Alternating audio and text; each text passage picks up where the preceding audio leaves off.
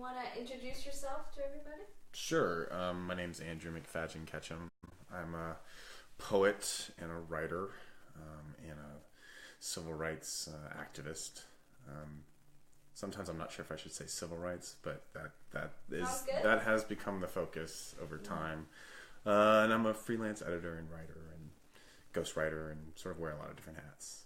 So I met you because you came down to Shelbyville to document the rally. Tell me about what you saw, because you were live streaming, you were reporting. What did you see? I was also counter protesting. I was sort of doing this weird mashup of things all at once. What I saw was a lot of very intimidating white supremacists. I've spoken to a couple of them in an attempt to try to understand sort of where they're coming from, get a better sense of what they claim their goals are and stuff like that. And the impression they've given me is that they want to have a wholesome image, but the things they say are not necessarily completely out there. But then when you see them and how they conduct themselves, it's pretty intimidating. Right. Visually, do you find them intimidating when they show up? Yeah, I mean, I think that's where things get a little weird. Is the things that they say are often, we're a civil rights organization. We're not trying to exclude anyone in particular. Some of their rationale doesn't seem completely crazy, even if you disagree with it. It's not like you're talking to someone that you couldn't possibly commune with in any way or something like that. But then they come out with the helmets on and the shields, and that was one of the things about yesterday that struck me as a little strange, was we weren't even allowed to bring in lighters, yet they were allowed to bring shields and helmets, which a helmet is a weapon. I mean, you take it off and swing it around, it's a weapon. That was odd. But luckily nothing bad happened, so, it all worked out. But yeah, and then, their logos are, the Vanguard logos just sort of immediately like, ugh, that looks, not good. But you have experience talking to them, though. Yeah. That was actually new for me this go round. I've been sort of all around the country doing these things, but this time, because I'm from Nashville, Tennessee. Shelbyville is only an hour south of Nashville, Tennessee, so I felt, and I know Shelbyville pretty well. I have some friends who are from there, and when I heard it was in Shelbyville, I was just sort of like, what? Why? Surely there's racial tensions there, just like any small town in the South, but there's not a particularly concerning history of racial profiling or lynching or much of this stuff. When I in fact, when I texted my friend who used to live there, I said, why? She said, well, Nathan Bedford Forrest is from there. It's not true. He's actually from, a lot of people in Shelbyville seem to think this, which I thought was sort of interesting, but he's from half an hour west in Chapel Hill, Tennessee. And the KKK was founded an hour southwest of Shelbyville in Pulaski. But it struck me as even more weird. I'm like, why aren't they in Pulaski? Why aren't they there? Well, I think it's because they're trying to say that they're not racist. But, they're right next to these places. And then yesterday afternoon, after the rally in Shelbyville and after they canceled the one in Murfreesboro, they were in fact at Henry Horton State Park, which is in Chapel Hill, Tennessee, where Nathan Bedford Forrest was born. So anyway, I was really perplexed as to what Shelbyville had anything to do with it. And the more I looked into it, the national media seemed to have really no idea either. So that was actually my driving question, was why Shelbyville? This is sort of where I'm from. This is one of my spots. I don't get the impression there's a lot of reason to be here. There's like a Confederate, there's a Civil War cemetery, but it's also for Union soldiers. It's not just for, and there's like one monument. Well, it's not significant. Isn't that because they feel like Middle Tennessee is having an immigration invasion? So the more I learned is that they feel that there's a refugee issue, and in fact, they had already planned this rally in Shelbyville and Murfreesboro when the Emmanuel Sampson shooting happened in, I think it's September 24. I could be wrong about that, but earlier in the year. Can you explain people? Emmanuel Sampson is a refugee from Sudan. I believe he's been in Middle Tennessee for about 20 years, and he went into a church in Antioch, which is a suburb of Nashville. And Nashville's been exploding for years, so it's pretty much just part of Nashville now. And he killed. It was an interracial church, and he actually went to that church a few times. This is all I know. He went in there and he went on a shooting spree, and he killed one person. I think he injured 7. And in his car, there was a note that said that this was partially in retaliation for Charleston. But that happened after they already organized the rally in Shelbyville and Murfreesboro. So, but the reason that they organized it was partially because in the last 15 years or so, this is according to the Tennessean, that's a local paper here. In the last 15 years or so, we've taken in Tennessee, the entire state has taken in 18,000 refugees, particularly from Somalia, Sudan, and Iraq. We have a lot of Kurdish people in this neighborhood. In fact, a lot of them are my friends. All of these people are good people. They're all paying their taxes. They're all doing jobs that most people in these communities, I don't think, want to do. So, I think they felt that this was a place that was sort of ripe for this kind of conversation. And in fact, they were here in Shelbyville in 2013. I'm unclear if they ever went to Murfreesboro, just like this time. If they ever made it to Murfreesboro that time. Well, maybe you can explain where they were, where these people are from, like League of the South and so on. So, yeah, I mean, I'm also becoming more literate, I guess you could say, in what they're up to. But the League of the South is my understanding is it's basically the Confederate States. It's organized by Dr. Michael Hill, who was a professor, I think at UT Chattanooga. Again, I'm not 100% sure. And they want to secede again. And it's really interesting, actually. If you go to their website, they have dossiers on like every state and how they could actually legally pull it off, which who knows how accurate that is. Yeah. Mm-hmm. So they were the chief organizers of this, along with a bunch of different other organizations that are all under the Nationalist Front. So the Nationalist Front is this umbrella organization. It's got like 10 organizations under it. League of the South seems to be one of their primary. The National Socialist Movement seems to be pretty big as well. Vanguard seems to be pretty big. But anyway, so they were in Shelbyville. Their plan was to be there from 10 to 1, and then go to Murfreesboro from 2 to 4. They didn't actually get to start rallying in Shelbyville until I think about 11. They didn't finish until 1:30. They went to the state park to have lunch, and according to the League of the South people, they felt that they accomplished their goals in Shelbyville and didn't see the need to go to Murfreesboro. Right. I think that's wishful thinking, but why do you think they really pulled out of Murfreesboro? What's your guess? I think they couldn't get there on time. I think they planned poorly and they couldn't get there on time. And I think that in Shelbyville they got a pretty good dose of what they were going to get in Murfreesboro. There was if there was anyone there in Shelbyville in support of them, you couldn't tell. There were not a whole lot of supporters for the counter protest either, because most of the people I talked to in Shelbyville, they were like, we don't want to have anything to do with any of this. Like, these people are invading our town. It's great that counter protests are coming, but like, it's going to shut everything down. They didn't really want to have anything to do with it at all. Right. But I mean, what I saw at the at their demonstration was they finally arrived, and there are maybe, I mean, this is the nicest estimate I think you could come up with, maybe 200 of them and at least 500 of us, and we just drowned them out with a PA system and with chants, and I don't know what. So their goals, as I understand it, before the rally was to hold a rally where they could speak. Well, they didn't really get to do that. They spoke, but no one could hear them. Right. But they also wanted people to come and like watch. I don't know if there was nobody watching. It was either for or against, and then the police, They also thought the police would protect them, which is an interesting point of view that I wish I understood better. So their claim is that in Charlottesville, Antifa came after them. The cops did nothing, and they were sort of they weren't, they were just defending themselves. Charlottesville is liberal. Yes, which is hilarious. I mean, okay, UVA's there, but it's not a liberal town.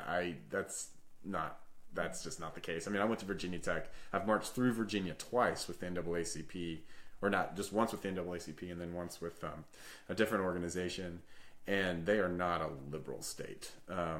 That's strange. So yeah, they were claiming like Shelbyville is more conservative, and so the cops will take better care of us. Well, the cops were, the cops were trying to take care of everybody. From what I could tell. I'm trying to get this to stop talking. Yep. Okay, sorry. I thought the cops did a pretty fabulous job. I've been to a lot of these things, and I felt like they were pretty well prepared. There weren't that many. I was shocked that there weren't more. Well, not shocked. I was surprised there weren't more. But well, the thing that I noticed was that the people I met at the counter protests, most of them were actually locals. Yeah. And that's important to note. I talked to Commander Shope of the National Socialist Movement. He was coming from Detroit, and I talked to what's the guy's name? Brad Griffith. He's the Occidental Descent guy. He goes by a pseudonym on the internet. I can't remember what it is. And he was coming from way South Alabama. So I mean, he's a Southerner, so I guess that counts, but they were coming from far and wide, and most of the counter protesters were Tennesseans. I came from Southern Illinois, so a friend of mine came from Philly, but the vast majority, I think you're right, were Tennesseans who are really just sort of like, we're not going to just sit here and let you come in and take over these towns and just sort of do whatever you want. Yeah, I mean, another thing that I found surprising was that people were festive. I mean, people were joyful. It was oddly fun. Yeah. Well, I think it's really, so a lot of people ask me, like, why I do these things. And sometimes I wonder, I'm like, what am I doing? But one reason is it's uplifting.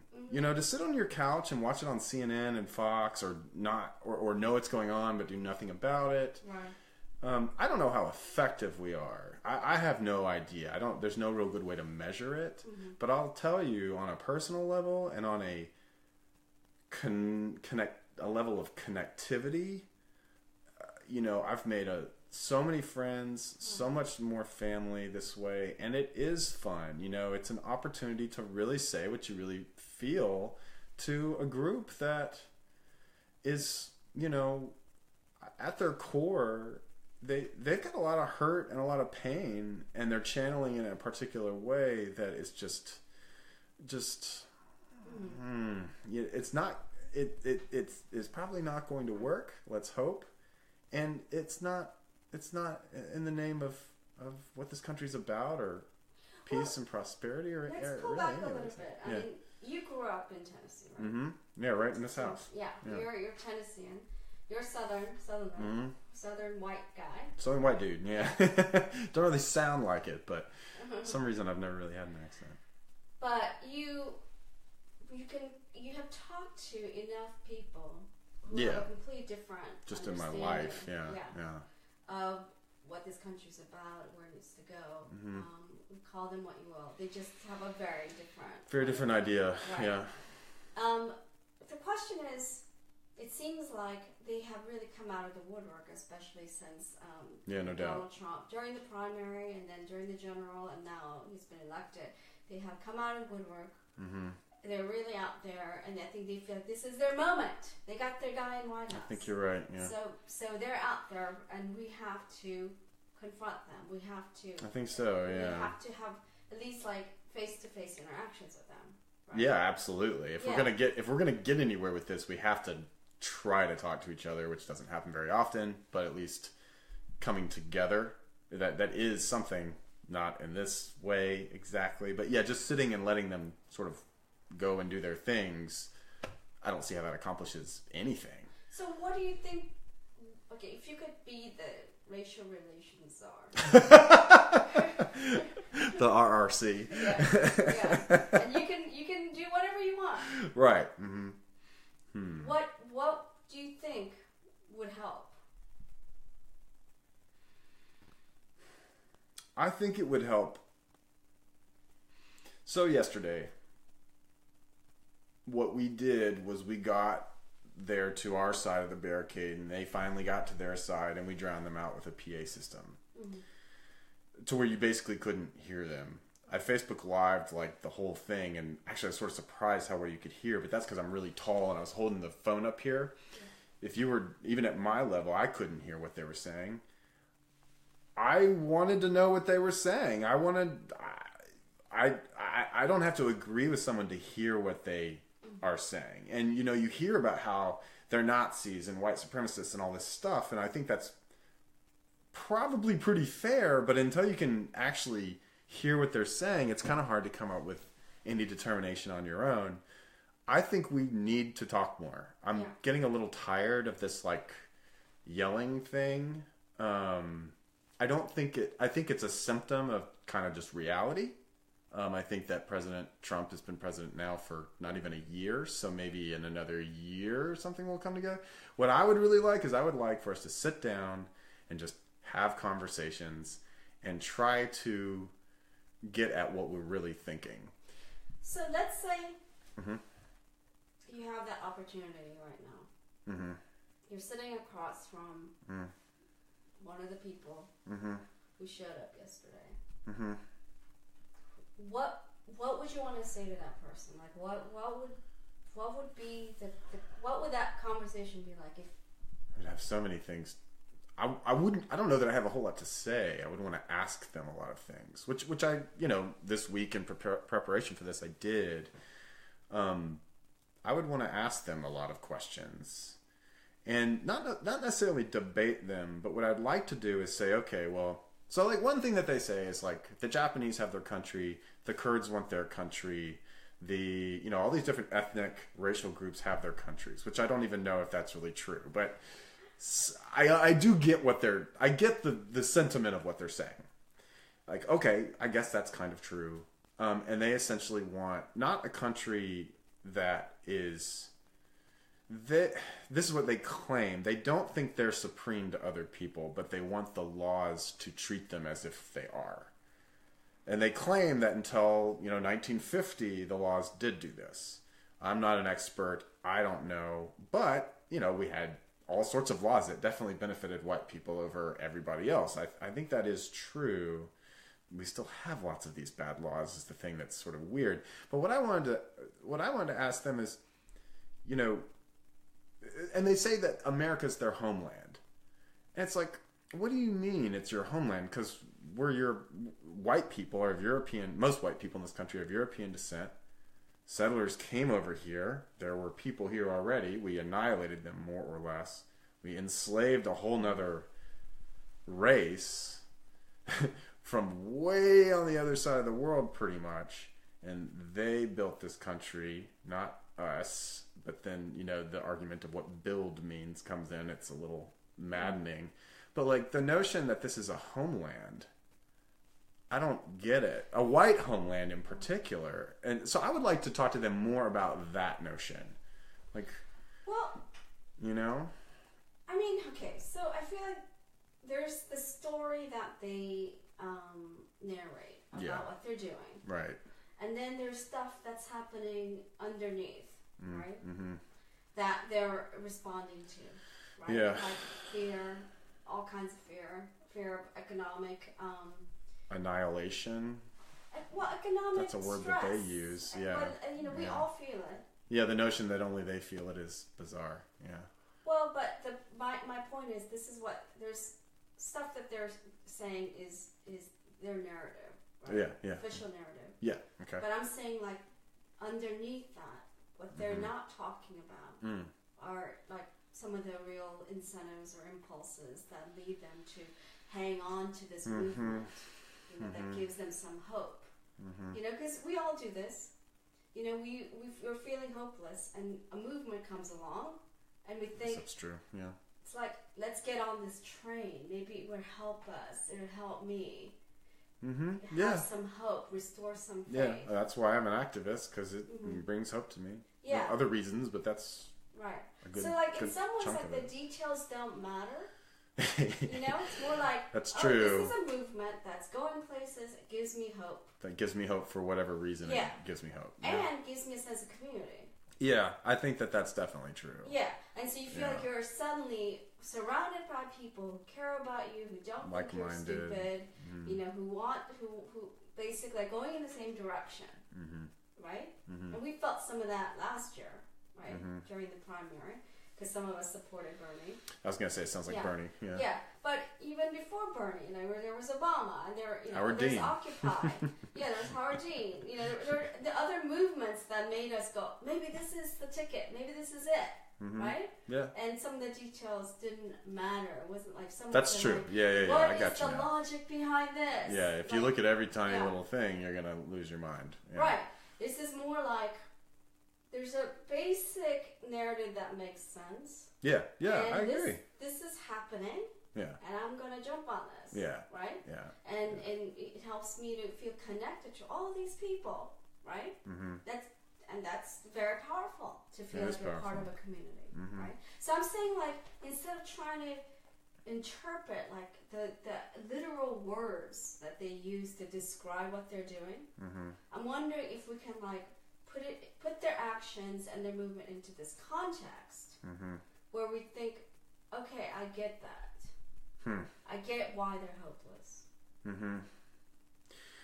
It might help if they would bring people to them. Coming to these towns and doing these things, I think it might help a lot. I mean, if you could actually learn about their lives. When you talk to them, they won't tell you much about themselves, which is totally understandable because there's a lot of reasons to be a little bit secretive. But actually, in the civil rights movement, in my participation, I've been completely open. And a lot of people aren't because they're concerned about their livelihoods and all that business, and as am I. But I think that it helps I think part of the reason I was able to even have a conversation with these white supremacists, I'm only putting quotation marks because I'm still trying to figure this out. White nationalists. Well, that's what they would call themselves. Let's call them that. Good idea. Is obviously because I'm a white guy, but also because I was actually curious to learn about them. I said, "Do you have kids?" And they were like, "Why are you asking about my kids?" I said, "I just want to get to know you a little. Like, I don't know anything about you." And they do have kids. They do have families, and they are struggling. Not all of them, but a lot of them. I think it would really help if they would bring people to their communities and show them what in the world they're claiming is so awful. Because a lot of them are living in rural places. I drive around in rural places, and it's like, okay, it might be a struggle to pay the bills, but that's, again, true everywhere. I don't really understand what's unique about your situation. But it's not, we don't experience our lives in objective comparison to other people. And only complain if somehow we're worse off. You know what I mean? We only know our own lives. We're only in our own bodies. Yeah. And if I'm stressed, doesn't really matter what else is objectively happening to other people. That's true, yeah. Because you could be materially fine, but still be going through a lot of stress and pain. Right? Yeah.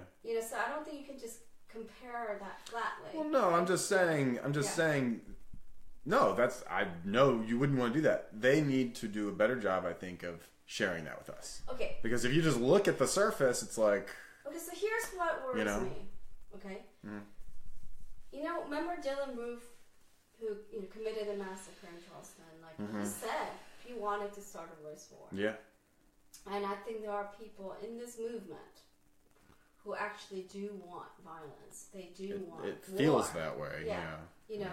And that it's not like they crave acceptance, understanding that I'm talking about the people who are organizing, but they actually want war as a means to really institutionalizing power, right? That's what worries me.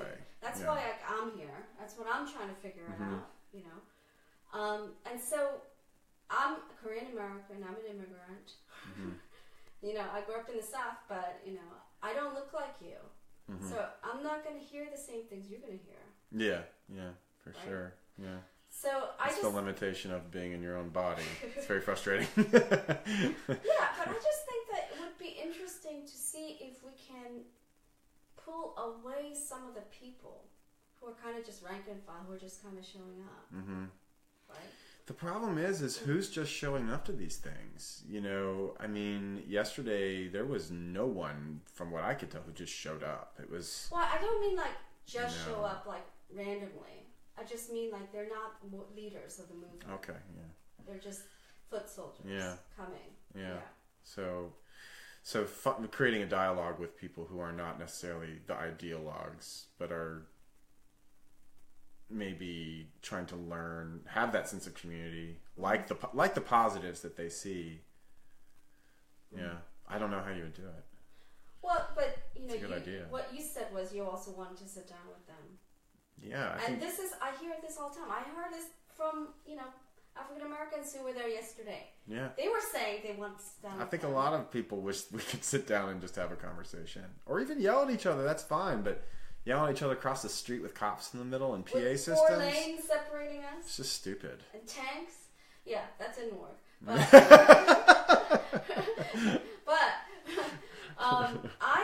I definitely think we can have the kind of conversation that can get them to see things a little bit differently. They may not change their minds in that moment, but we plant a seed.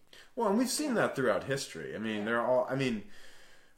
You know, I don't know this history well, but didn't Nathan Bedford Forrest, the guy who invented the KKK, didn't he renounce a lot of his views? I mean, at the end of his life, apparently. You know, that's interesting. I mean, and how in the world did that happen? Because that's quite a shift. You know, well, same thing with George Wallace. Right. So, I mean, all this is supposedly right, and then I believe that one. I'm not sure about Nathan Bedford Forrest, but I believe that George Wallace had a come to Jesus moment at the end of his life. Yeah, I do. Yeah, well, it does happen. It's so hard to know. And, you know, I mean, like, on the other side of things, you know, Malcolm X is pretty famous for changing his mind about violence, you know, and all of these things, you know, I think it's important to say, you know, as a white dude, you know, there are some limitations to what I'm about to say, but, like, things have improved. You know, I get a little bit tired of hearing that things are no better than they were in the 50s. Like, things are clearly better than they were in the 50s. I think that we're all a little disillusioned. Right. You know, we did elect Donald Trump. Yeah. I used to think I knew something about electoral politics. I don't know anything. I mean, I know nothing. I was completely shocked. So, what worries me, okay, is, one, I think we are in danger. Because there are people who are ready to use violence. Yeah, and they have the ability to use it a lot easier than they did not even that long ago. So the stakes are really high, I think. Yeah, I think they're very high. Yeah, and I don't think it's the answer is to just yell at people. No. And call them stupid. No. And write them off. I didn't yell a single thing yesterday. Nothing. I sang at one point for about 3, 4, 5, 6 seconds. I don't. You sang? Yeah. We shall overcome. Oh, the gospel. I like that singers, song. Yeah. You know, the NAACP doesn't yell at people. Yeah. They get, you know, a lot of shade gets thrown in their direction, and some of it's fair. But I will say, all the activities I've had with NAACP have been very positive, and some of those dialogues have actually happened. And you know, I think because that's one of their more primary objectives. You know, when they're out on the streets, which is not enough, they do not bring much negativity with them. Other organizations right now bring lots and lots and lots of negativity. Again, it's all perfectly understandable, but fighting negativity with negativity. Yeah. So here's what I want to say. Okay. I think many of us are suffering from real depression, anxiety, and stress. And that many of us, regardless of whatever money we make or whatever we think we have, you know, we're suffering from alienation and hopelessness. That's pretty clear, so many of us. And we're all looking for different ways to have hope. And if we don't give them an alternative, they're going to gravitate towards people like Trump, who you know, he's just selling them a lie. But it's like, you know, used car salesman is just like, you know, doing a sales pitch. Yeah. And then these, you know, organizers of this movement latch on to them. Yeah, and, right. Because it gives them a sense of power. I mean, like people like Steve Bannon, like those people scare me because they know how to manipulate people who are desperate and hopeless. Yeah. But I get tired of hearing from my progressive friends that no, they're just racist. They're not suffering from I was having a really hard time with that yesterday. I'm like, yeah. What are you talking about? Of course we're all suffering from anxiety. And Friday night I went down to Murfreesboro because there was supposedly going to be the Tiki March, and it was canceled. But you know, we on our side we do tactics like that where we say we're going to do something, we cancel, and then we do it anyway. So we thought they might be there, and I joined a group, an interfaith group, and they were just Nazi, Nazi, Nazi. F this, F that, and that's not all of them. But I was appalled. I was like, I didn't come here to. You're an interfaith organization, and they would quote Buddhism at one point and then say, "Let's kick a Nazi," and then which is not entirely fair. There's a mixed bag of people and all these things. But to me, it was like, so y'all are here to talk like this. Well, the thing is, I think people are feeling like they don't know what to do. They don't know how to talk about it. Yeah. So because it's very confusing. Yeah. And we don't have good models. We don't have good leadership. I was just thinking that. I was thinking, gosh, what models do we have? And most of them are dead, or I don't know who they are. There's not a lot of great education on this. That'd be a good thing to research. I mean, who has managed to have some ability to bring these people, to bring different peoples together and really have real meaningful conversations. I mean, so okay, in this whole movement, the thing I think I've observed over and over and over is we're so segregated. Yeah. I mean, this neighborhood used to be white and black, more white than black, but right across Charlotte over here this is Sylvan Park, and right across Charlotte is the Nations, and it was more black than white. And yeah, it was across Charlotte Charlotte Pike. It's just a road. It's not like it was a railroad track or anything. Nothing here was like the right side of the tracks. But as a result, I grew up not segregated. Why? Then I went to college, and my life became segregated. I went to Virginia Tech at the time had a 5% black student population. I think it's about the same now. I think they've tried. I don't know why they haven't gotten further. It's hard to say. And then, from there on out, I didn't have but a very rare friend who was anything but white. I didn't really think a lot about it. This was 1999. This was, you were worrying about all the computers exploding, not race relations. Right. But it just continued from there. And I think part of it is institutional, but part of it is that we voluntarily segregate ourselves. That's where I was going. Yeah. There's this whole terror of white people moving into a black neighborhood. What do you think? Really, what do you think is really going to happen? Nothing much worse than what happens in that neighborhood already. And in most black neighborhoods, there's petty crime, and that's about it. Just like in white neighborhoods, it's all sort of.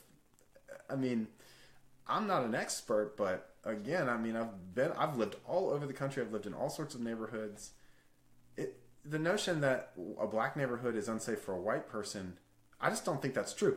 It depends on the neighborhood. There are some neighborhoods where it's no, you don't come in here. I think it's in fact much more dangerous to be a black person moving into a white neighborhood. And you don't see that either. You don't see much of that either. And then when we do have integration, it turns into gentrification. Right. It's very frustrating, but that's also state, local government stuff that is very complicated. Here's the thing: is I feel like we have group identity often based on race, based on ideology, something like that. And I feel like this has been my focus is figure out how to just connect, just at a human level, with people, regardless of who they are. Yeah. Well, you'd have to be in the same places. Yeah. That's not true in this country. Well, it's really not. If you go to Washington, D.C., you have to go out of your way. Yes, you have to go out of your way. You have to go way out of your way. And that's what we have to do. That's become my theory, is that we got to resegregate this country. It's ridiculous. You mean Re-desegregate, yes, not resegregate.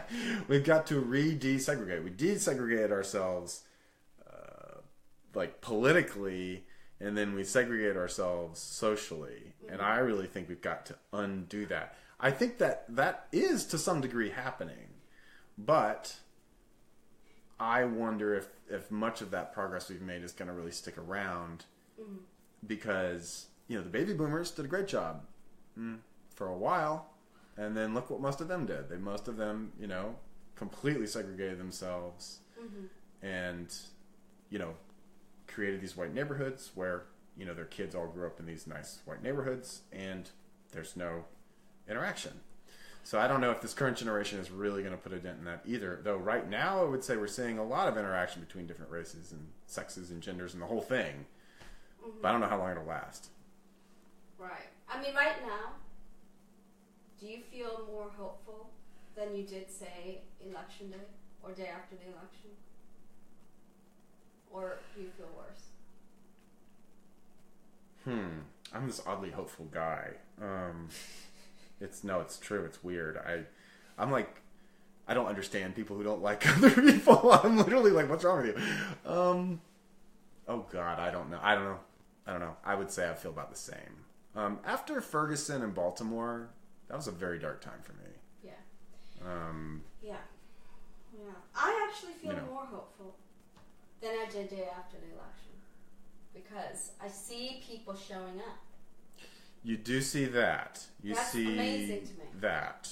I love that.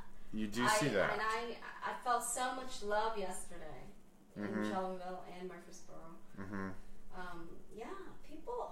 I mean, to see African Americans talking about it was a really nice group yesterday and embrace them. Like, how do you do that? Like, how in the world? How do you do that? Yeah. Yeah. And if they can do it, I'm like, I should be able to do it. It's such a difficult question to answer because I was just in utter shock. But I mean, like, the sentiment of the question is, are you more hopeful than, when the time around when Trump became president? Wait, by the way, someone's asking a question. Oh, okay.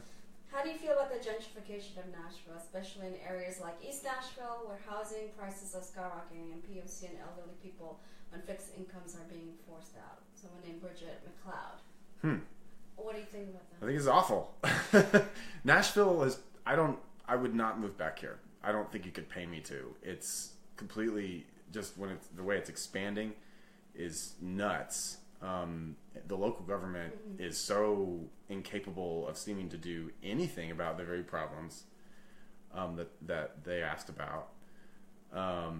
East Nashville's an interesting example because East Nashville happened after Sylvan Park. But when I grew up here, I was born in '81. Like, no one wanted to live here. No one wanted to live here. It was like East Nashville was 10, 15 years ago. And this house that I live in, that my parents live in right now, will get bulldozed the second that they're gone. And someone will put up a giant mansion on this property because the house is probably bringing the market value of the land down. That's just, this house was built, I'm not going to get this exactly right, but after the Second World War by the very same person who built half the houses on this block. And there's no respect at all for that. It's, all about money here in Nashville. And I guess it's that way everywhere. But it's all about, I want to move into this place where I can afford and then update it and do all this stuff. And maybe I can flip it and make a bunch of money. And the people who live there their entire lives, whatever, they'll be just fine. What? Like, that's if you're talking about a sense of lack of community, that creates a sense of lack of community right there. So what I would like to see, tell me what you think of this. All right. And I've been trying to figure this out for a while, but I feel like we really have to commit to creating a cohesive community. Yeah. And creating a place that truly is inclusive, not just people who think like you. Yeah. We have to make it inclusive politically, ideologically, and include people that don't think like you. There's some outliers. There's certain ideas that can't be tolerated because they're really dangerous. It gets to be too much. But most in a spectrum, we should be able to talk to one another, even if we don't agree, and commit to that sense of community. I mean, that's what I would like to see us do going forward, personally. Yeah, I mean, as you're talking about that, I was thinking about the various communities that I have been a part of throughout my life, and how, I'll tell you, one of the biggest selling points of anything is community, community, community. I mean, banks will advertise that they're a community builder, which is laughable, you know. I mean, maybe there are some out there, I don't know. But like, you know, for a long time I thought I was going to be like a tenured professor at a university. Universities are not communities. Right. They are not communities. That stopped being true. Hey. Hi, Dad. Hey, sorry. Hey, Dad. That stopped being true a long time ago. Fuchsia is asking a question. Okay. Our mutual friend. I'm interested in the idea of creating more community where folks of different races come together. Any ideas on how we can facilitate things like that? Should POCs be more involved, or should that be white-led? Well, okay, so like in, you know, what I call the movement, you know, the new civil rights movement, I just call it the movement. It's a real mixed bag where when I come to things. Like sometimes people are like, yay, you know, this guy's here. Sometimes people are clearly not real thrilled about it. And I think, you know, it's based off of my race and my gender and my sex, my privilege, you know, the optics of me, you know. And that is a problem that I think not just I experience, but you probably experience it. I think Pooja probably experiences it. I think, you know, black people experience it. What I'd really like is for people to stop using their eyeballs so much. Like, that's the first level of impression you have of a person, is what they look like, you know? And it's almost completely valueless. There's so much evidence to support this too, that we supposedly learn about, because in the civil rights movement, or the movement, most of us are fairly well educated, right? Well, then they should be aware of all of these different psychological things that go into the way that we perceive each other. And the bottom line is that we think certain things about people who look certain ways. So when I experience this, which is constantly, I see someone and I think something, I just sort of immediately say, well, okay, that might be true, but I don't have any reason to believe that. I start asking them questions. I'll tell you, it is rare, like actually rare, that someone asks me anything. Anything. And I'm like, and it's just kind of like, you don't even know my last name. You know, you know me as Andrew, and most people who know me well, know me as Andy. You haven't even gotten past the very first level. And I see that all the time with all sorts of people. And I mean, it's the real reason that like having a Vanguard shield caused all these problems. Yeah. It's like, how about you put the shield away, take the clothes off, and you know, put on like just normal clothing. What do you wear at home? And let's just ask each other questions. Right. You know, of course, we can also lie when we answer those questions. So it goes on and on and on. But if you don't do that, I don't know how you're ever going to get any sense of who anybody is or what they think or build a community. Okay, so you know, I'm just going to start throwing out ideas. Throw. Okay, so this is trying to... Pooja, I'm trying to answer you. I think that we have to think about more ultimate goals and then figure out how we're going to get there. Because it's community, but we have to, I think, create a community that feels like it's a caring community. You know, and that where you can come and talk and not feel judged. Good luck with that. Yeah. And I think that's the secret to, you know, communities like the 12 Steps program, where I know not everybody benefits, but part of why it works when it does is people feel cared for. Absolutely. Yeah, and I think we have to like figure out how we're going to get to the point where, you know, we actually do care about each other. We're not faking it. We actually do care about each other. Maybe that's the problem. Yeah. Actually, you know what? Maybe that is the problem. I think it could be argued that a lot of people don't care about other people. Yeah. And it doesn't matter if you're white, black, green, or purple. It doesn't matter where you're even from. Well, okay, I can't speak outside of America.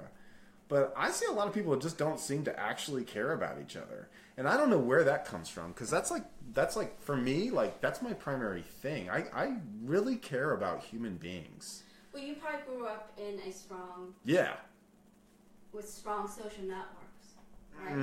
Well, I grew up in a household, this one, that was all about caring about other people. I mean, okay, most people literally. don't. So maybe the question is, what do we do about that? I mean, and what strikes me as so weird about this is we teach all this stuff in the schools. I mean, some schools are different, but you look at the reading list for elementary school, Charlotte's Web. What do you think Charlotte's Web is about? It's about a spider and a pig that become best friends and take care of each other. Kids understand this stuff, yet something happens. Mm-hmm. Yeah. It never happened to me. I mean, maybe I was just lucky. I don't know. So, okay. So the other thing is, I feel like we have to create space in which people can communicate without feeling judged. Like there's too much judgment, too much like, oh, you use this word. Oh yeah. Yeah. That's not politically correct. That's insensitive. That's not intersectional. That's not this. It's not that. And for a lot of people, 20% of Americans go to college for 4-year degrees. I mean, they don't know the politically correct words to use in all circumstances. Too complicated. They didn't do critical race theory classes. I mean, and if they did, they'd be behind by 50 years. I mean, that's an exaggeration, but they'd be behind by at least 10 years. Those classes are going on research from way back in the day. It's true. Go ahead. So I'm just saying, like, we have to commit to not being so judgmental and caring about each other first, creating connections first. Mm-hmm. Instead of saying, you're not good enough for me. Mm-hmm. I'm not going to even associate with you. I'm not going to even talk to you. Yeah. You're this. And I don't want to live like that. I don't either.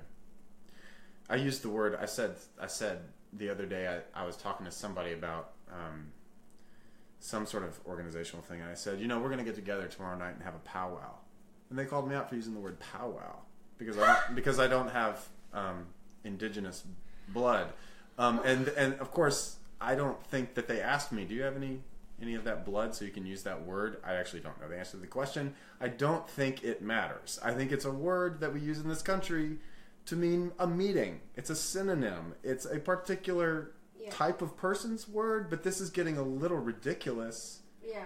Of course, I'm saying all this and probably getting myself in trouble, but I'm sorry, I can't think about every single word that comes out of my mouth all the time. No, I think though, I can't. And when I try to, I get so exhausted, I want to stay home. And I think that is a part of what's going on here. Yeah, but to give some context to the sensitivities, like people feeling like no one bothers to get to know them. Mm-hmm. They're okay with stereotypes. Get to know me and my community. Yeah. Instead of assuming you know. Yeah. Yeah.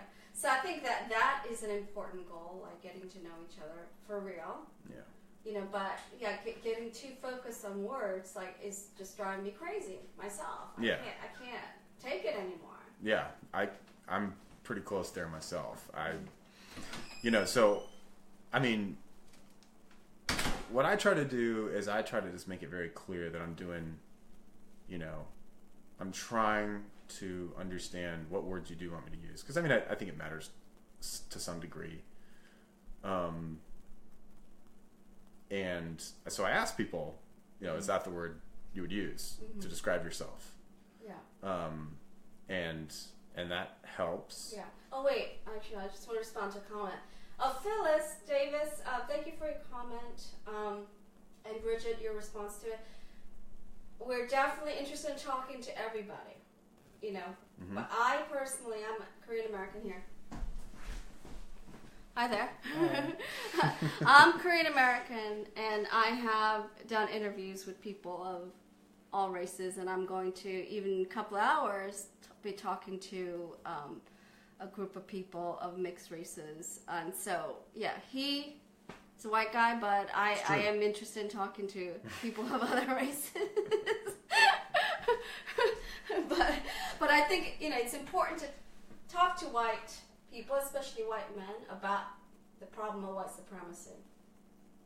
Yeah, I mean, we are sort of the ones who create this problem. Because I think you can help take the lead on figuring out how to talk to your fellow white people.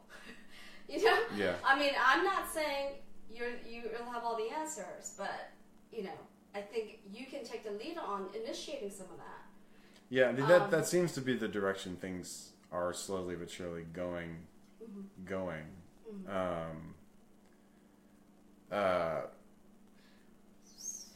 I grew up, I'm sorry, but I grew up in a white supremacist neighborhood. That's what this was.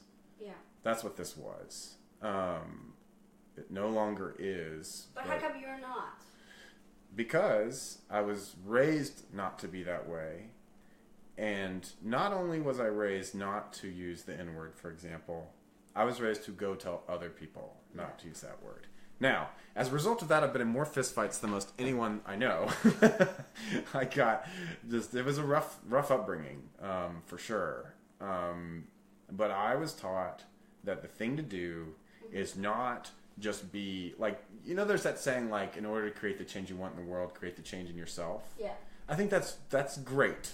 Like, obviously you'd have to do that first, but if that's really all you're going to do, okay, you know, all right. What I think you have to do is you then have to go out and try to express that to people. Yeah. So, you know, that is what I've done my entire life. You know, I'm a writer, not because I just want to talk about myself, though a lot of it comes through me. It's because I'm trying to communicate with other people. Yeah. And, you know, as a result of growing up here and as a result of being part of the civil rights movement, I do think that I have this sort of like this spectrum of empathy that is a little bit unusual. I think it also has to do with being a poet and reading everything because, you know, you just have to become a good poet. Maybe your dad has something to add. Well... Would you be interested in... Yeah, sure. I'll just... Ask him if he's interested in saying something about how we can raise children not to be racist. The only problem with asking that question is he'll probably talk for 6 hours. Oh, okay. He's a child psychologist. But no. He's a child psychologist? He was. Yeah, he retired. Wow. He's retired now. Okay.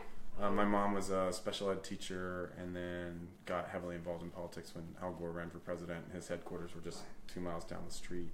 Why'd you have to go fairly soon? Because I'm doing an interview. What did they say? She's saying, like, why you're talking to a white guy? Yeah. Yeah, well, there you go. Yeah, so, yeah, I am going to go to Murfreesboro and talk to some people who organized Murfreesboro Loves, which was the response to the white supremacist rally yesterday. And so they had a coalition of people who got together to respond with love. And so, yeah, and it worked. Anyway, so yeah, we should wrap up. Anything you want to say, kind of as a call to action? What would you like people to do? Go to these things. Stop being so afraid. I think part of the problem is that there's this myth that if you go to a counter protest, like you're going to get arrested or get your teeth bashed in or die.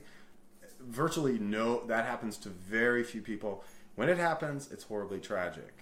But I think that is being used as sort of a psychological excuse. You know, if you look yourself in the eye, in the mirror, and you're like, I can't go do this, and that's true, don't go do it. Yeah. My goodness, don't do that. Don't do that. We don't want any of that. But there are a lot of people, and if I want to get more specific, a lot of writers who they have all the means to go and be more involved and to learn what's actually going on, and instead they're reading BuzzFeed. And the bottom line is that the media all around on all sides has all sorts of problems, and they spin and they spin and they spin. So if you just sit at home and you don't get to observe for yourself what this all really looks like and what it really And if you're not trying to get down to what it really means, you know, oh well, I don't see how we're really going to get very far. Yeah. Again, if you look yourself in the eye in the mirror and you are too afraid to go, then there are a lot of things you can do other than get out there. But there just aren't that many people who are really that afraid. There's just a lot of people staying home. Right. Yeah. Yeah, I mean, it was a beautiful experience for me. I'm so glad I went. Yeah. So, Phyllis, thanks for acknowledging that I acknowledged you. And I think we're going to do the interview starting about 8:30 or so. But yes, we're going to sign off. This Great. is my new friend Andrew. We just met because we were both here for the Shelbyville, Murfreesboro White Supremacist rallies. And anyway, I'll see you guys in a few hours. Okay? Thanks. Thank you.